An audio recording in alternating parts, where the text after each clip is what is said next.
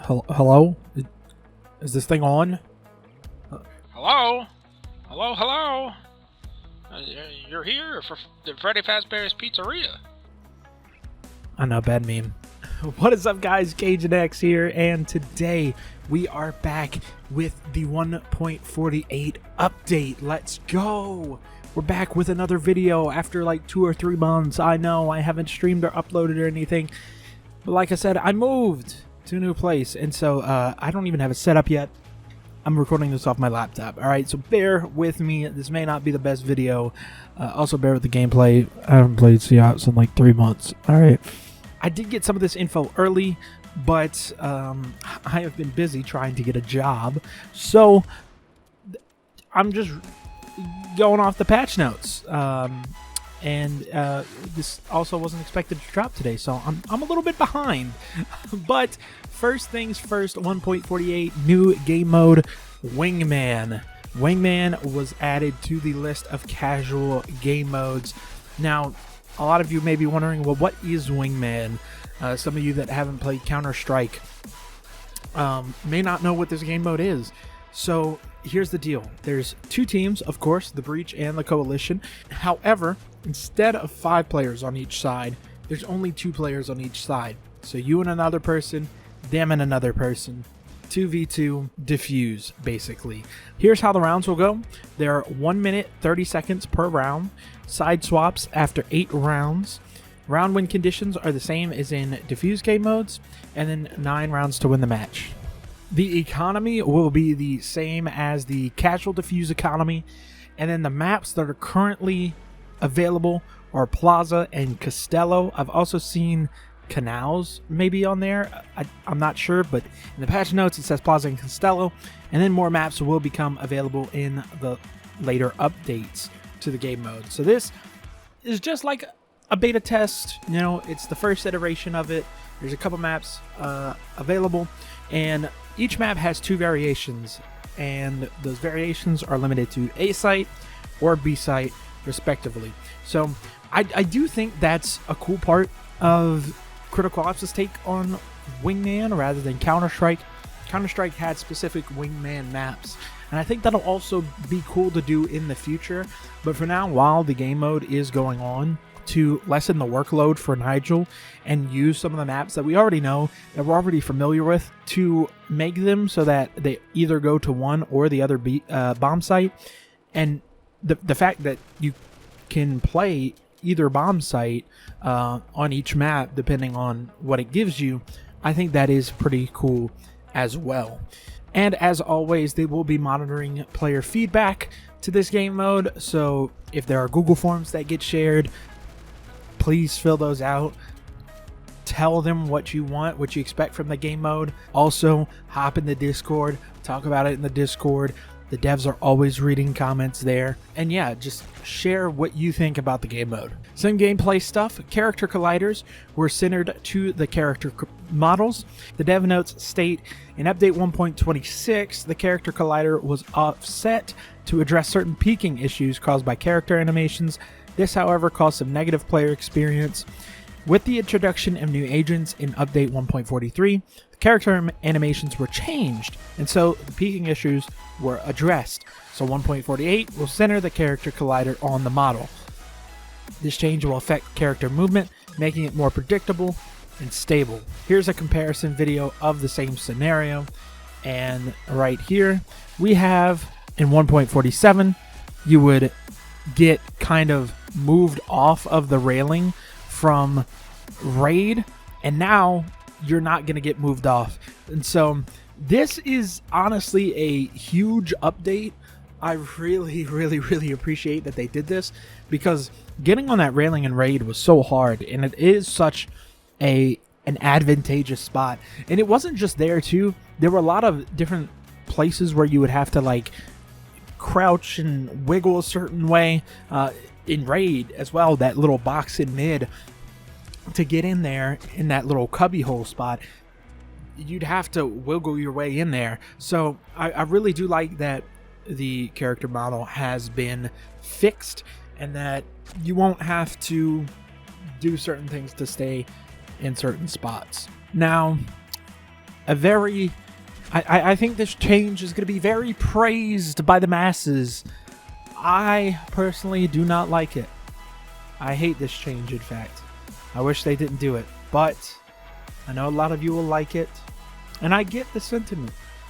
Knife dropping on death has been removed. I know.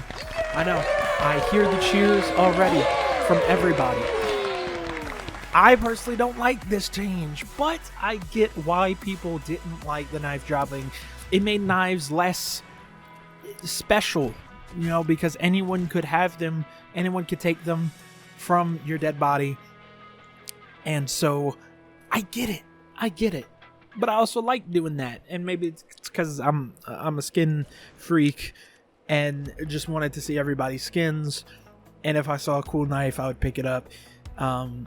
But that is not the only reason actually why this was removed. In the dev notes it says, initially a knife being dropped on death was added to make all weapons behave the same, however caused several technical and gameplay problems, as well as negative player experience. The dev note says, initially a knife being dropped on death was added to make all weapons behave the same way when a character dies. However, this caused several technical and gameplay problems, as well as negative player experiences. Based on these factors, they decided to make those changes. It was fun while it lasted. Next, another huge change that I personally didn't think would be in the game at all, much less now. Rating adjustments. Ranked rating adjustments. Now, you're probably like, well, Cajun, what is that? Well, if any of you ever played a little game called Vainglory, there were times when you would log in and it would pop up this screen that said, hey, you played with someone that either AFK'd or threw or was griefing or, you know, disconnected. Your rating is fixed now so that you didn't get punished for something you couldn't really control. This is basically the same thing. Rating adjustment system has been added into Critical Ops. A notification screen has also been added. So now if you have someone that negatively affects your experience, and this is not for bad players, if I'm in your ranked, you're not going to get a rating adjustment. All right, let's keep that clear. This is for people that get banned in your game or get banned later on and they were in your game cheating against you. This will help. So there's a screenshot here and it shows the rating adjustment screen, and it says rating has been adjusted. Some players you encountered in ranked matches have been identified as cheaters and have been banned. The matches have been canceled, which has affected your MMR, and consequently your MMR was adjusted by adding 18 points. So it seems that now the ranked matches are basically canceled out for everyone, no matter if it's a win, if it's a loss. No team loses or wins. Everyone gets 0 rating. It's like it never happened. I like this. And as the dev note says, player experience and safety remain our top priorities. Starting in 1.48, ranked ratings will be adjusted accordingly if a player from their ranked match is found to have been cheating or ghosting. If players banned for those offenses, the rating adjustment system analyzes all their play matches, determine how it affected each player's rating, and compensates that much for the match's outcome. The system can compensate less, but cannot compensate more rating than gained or lost from a match. So it's not going to give you extra rating that you may have lost. It's not going to give you more rating than you would have won. It's going to give you less maybe, but it's not going to give you more. The next item on the agenda, Marketplace, has gotten some huge quality of life changes. For example, first things first, the item activity menu, and this is pretty cool. I didn't have a screenshot of this early, so this is my second time recording this part for the Marketplace, and seeing this screenshot is pretty cool. So just taking a look here, there's a chart that shows average price, sell offer price, buy request price, and the volume of how much this item is being sold. So right here it looks like to be a default butterfly knife. what's it called? It looks to be a default balisong knife. So it shows the price is around 800, and then around October to November 1st, it jumped up to 1,000 and then went back down to 800. So if you're familiar with Counter-Strike, this is a lot like Steam's marketplace graphs. So there are different buttons to show different things. There's a calendar button, which switches between daily, weekly, and monthly prices. There's a blue button, a blue graph button that toggles average price line graph. There's a red graph button that toggles sell offer price line graph. And then there's a green graph that toggles buy request price line graph. And then there's like a stonks symbol with ammo under it that toggles the sell volume bar graph. And the dev note says you can now open the item activity page from any listing to see recent prices, volumes, and completed listings of the selected item. This edition aims to provide players with useful information for making decisions about their marketplace purchases and sellings. I don't know the word. I'm dumb right now. My mind just went blank. There's also now full transaction information. So basically, a full transaction receipt, pretty much. There's now a menu which shows in this screenshot that just popped up the sale type, created by whoever, created on the date, filled by the person, I guess, buying in terms of a sell offer, or selling in terms of a buy offer, how much was sold, filled on whatever date, price per item, the commission, and how much the seller receives. And it looks like there's something else under there that isn't being shown. I'll have to look in the beta to see what that is, or you guys can look. But with this feature added, you can now tap any completed transaction in your transaction history to see more details as seen in that screenshot. Next up is quick listing navigation. This is going to be a button that shows your listing in the listing browser. So now you can immediately go to your sell offer or buy offer, and it'll show you in the listing browser where it is, instead of you having to scroll through the marketplace yourself trying to find where it's at or filter where it's at. So this is pretty cool. It'll definitely help people see, like, okay, where's my listing? Are people going to buy my listing first? Is it going to show at the top? Is it showing towards the bottom? What do I need to do to adjust this so that people buy my thing? So this, mixed with the price line graphs and stuff like that, I think this will be really helpful for sellers and buyers to actually see, what they're getting. And then some other marketplace changes. They updated the transaction history to show all transactions. I know sometimes for me, it would disappear after a certain amount of time. Now it shows all your transactions. They increased the maximum number of active buy requests from 20 to 100. They made the following content available on the marketplace in terms of critical passes, snack time and wood, lucky spins, off-road, wet ink, and arachnid, and then the ranked season 13 awards. Also, the community marketplace terms of use has been updated in-game and on the website, so go make sure you check that out to make sure you're not breaking any rules. The next change in 1.48 are kill medals are getting a facelift, pretty much. There are now 3 different tiers of kill medals. They're common kill medals, rare kill medals, and epic kill medals. And I'm going to put the chart up here. So for common kill medals, you have kill, double kill, helmet break, Kevlar break, and assist, which are the same color as they were, that grayish bluish color. Then you have rare kill medals, which are a gold color. That is headshot, triple kill, wallbang, and knife kill. And then you have epic kill medals, which are red. Those are ace, quad kill, no scope, and backstab. And so these look pretty cool, honestly. I like that the kill medals overall have gotten a facelift. I kind of wish kill, double, triple, quadruple, and ace were all the colors that they were previously. I think ace was, I think ace was that bluish color, but like double kill was red, triple kill was orange, quad kill was pink or something like that. I do kind of wish that it was still like that, but I do like this way as well. Some mission changes. Missions are now prompted when you have new missions or have completed a mission. So what this does is now when opening the game or completing a mission, the daily mission screen will be shown to you automatically. So this really takes a lot of time away and just makes it easier to navigate, claim your missions rather than having to go through the progression screen, go down and all that, having to find your way. This is definitely better for new players as well to claim their missions. They've also removed the defuse a bomb mission.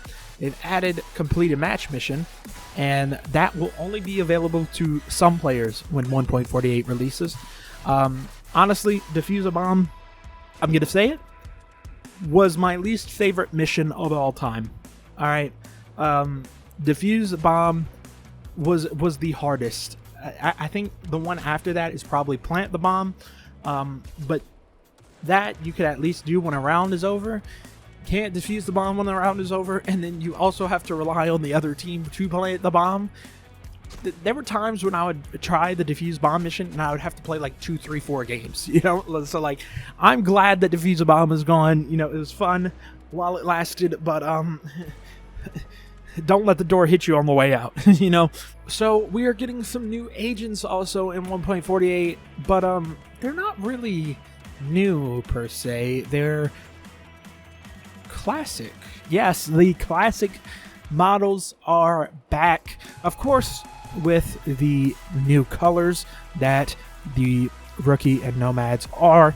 The rookie is now a lot more bluer and a lot more visible, and then the nomad is orange. So old friends are on the horizon. Stay tuned for that. And then in the agent preview, there is now an actual animation when you click on the agent rather than just the picture. There's a video here to show you that's going to be playing a couple times. It looks pretty cool. The walk-up is insane. I don't know if it's the same for all agents or if special agents like Karma and Cade are going to get like their own special animations.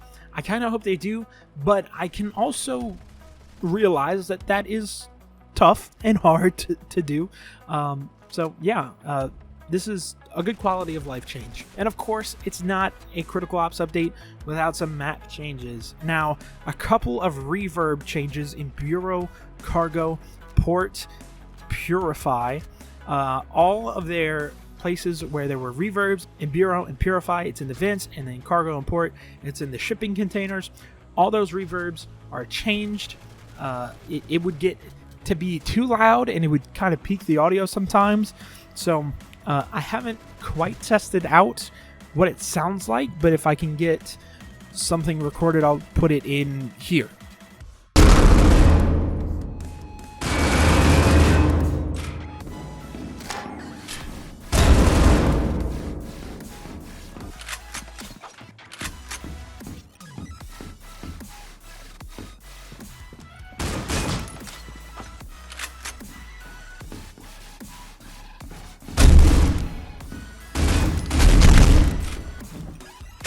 So yeah, that was a comparison of what it used to be to what it is now. Heat fixed some tiny gaps showing the void. Plaza fixed footstep sounds on the floor and house and some bomb stuck spots. Port also got changes to the cardboard boxes near Coalition spawn to fix the character stuck spot, and also added kill triggers inside certain objects and bomb sites to reduce exploitations. And then last but not least, of course, some other bug fixes. Fixed wrong notification text when a listing was automatically matched. Fixed rows in listing history not having any or wrong color if the listing was automatically matched. So if you get an item, the background will be green. If you lose an item, the background will be red. Fixed various localization issues and trade up in Marketplace. Fixed Marketplace main page not showing correct prices. Fixed backstab and wallbang kill medals not appearing when conditions are satisfied. And fixed enemies being spotted on the minimap when you are in smoke. And that is the entirety of the 1.48 update.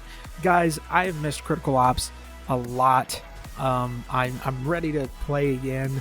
I am bad, as you can see from the gameplay, but you know, it's a work in progress. You know, I gotta get back to my mid-form.